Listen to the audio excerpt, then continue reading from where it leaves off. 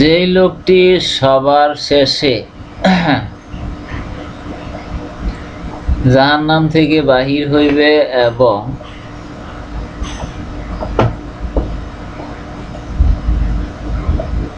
সবার পরে বেহেশতে প্রবেশ করিবে, সেই লোকটিকে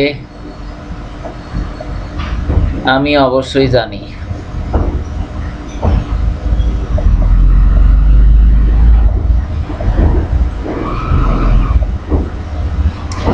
এক ব্যক্তিকে আনা হইবে, অর্থাৎ সামনে উপস্থিত করা হইবে। আল্লাহ পাক বলিবেন, অর্থাৎ ফেরেশতাদেরকে বলিবেন,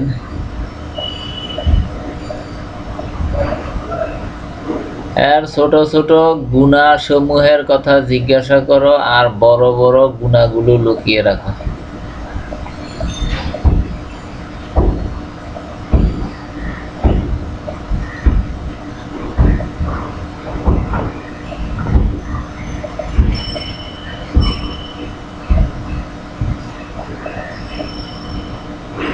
তারপর তাহাকে বলা হইবে, অমুক অমুক দিনে অমুক অমুক গুনাহ করিয়াছিলে, অমুক অমুক দিনে অমুক অমুক পাপ করিয়াছিলে।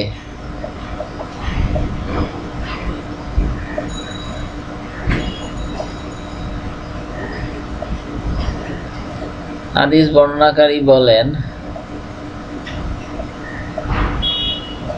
অর্থাৎ সব গুনাহ স্বীকার করিয়া নেওয়ার পরে তাহাকে বলা হইবে, এক একটি গুনাহ এর স্থলে তোমাকে সওয়াব দেওয়া হইবে।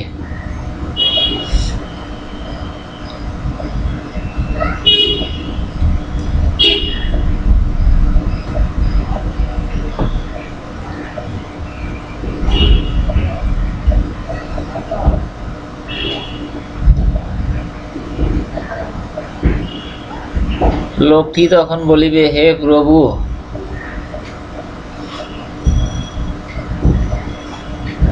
আমি আরো অনেক কাজ করিয়াছিলাম, অর্থাৎ পাপের কাজ,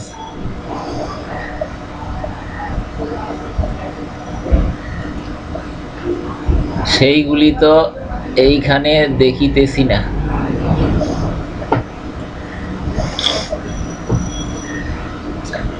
হাদিস বর্ণনাকারী বলেন, এই সময় নবী করিম সাল্লাল্লাহু আলাইহি সাল্লামকে হাসিয়া উঠিতে দেখিলাম, এমনকি তাহার দন্ত মোবারক পর্যন্ত প্রকাশিত হইয়া গেল। আল হাদিস তিরমিজি শরীফ, হাদিস নাম্বার 2597।